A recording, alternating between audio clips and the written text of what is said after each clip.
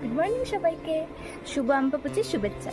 তো আজ তো আম্বাবুচির তৃতীয় দিন চলছে। তো আজ কিন্তু আমরা একটু বড় মায়ের কাছে যাবো ভেবেছি, মানে গিয়ে একটু বড় মায়ের পুজো দিয়ে আসবো।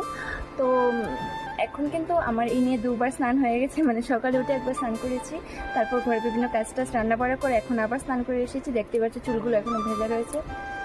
তো এখন রেডি হবো, শাড়ি পরে নিয়েছি, তারপর একটু সাজুগুজু করবো, তারপর কিন্তু আমরা বেরোবো। তো এখানে কিন্তু আমি সাজুগুজু করে নিয়েছি বড় মার কাছে যাওয়ার জন্য। তো এবার কিন্তু বেরিয়ে পড়বো। তো আমাকে কিরকম লাগছে এটা কিন্তু অবশ্যই একটা কমেন্টে বলে যে।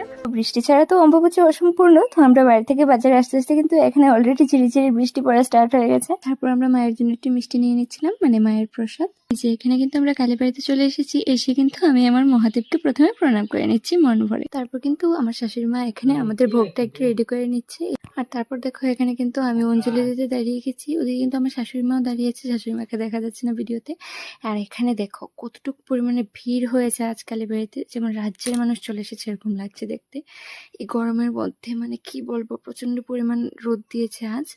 এই যে এখানে কিন্তু সমস্ত ভোগগুলি, মানে সবার ভোগগুলি কিন্তু এখানে সুন্দর করে সাজিয়ে রেখেছে। তারপর দেখো আমরা পুজো টুজো ভোগ টোগ নেওয়া কমপ্লিট। এখানে কিন্তু সিঁদুর খেলতে শুরু করে দিয়েছি।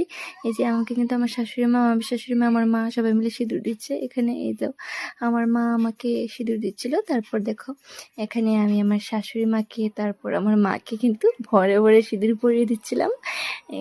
খুব মজা লাগছিল কিন্তু আমার। তারপর দেখো এখানে আমার আমি শাশুড়ি মাকেও কিন্তু একটু সিঁদুর দিয়ে দিলাম।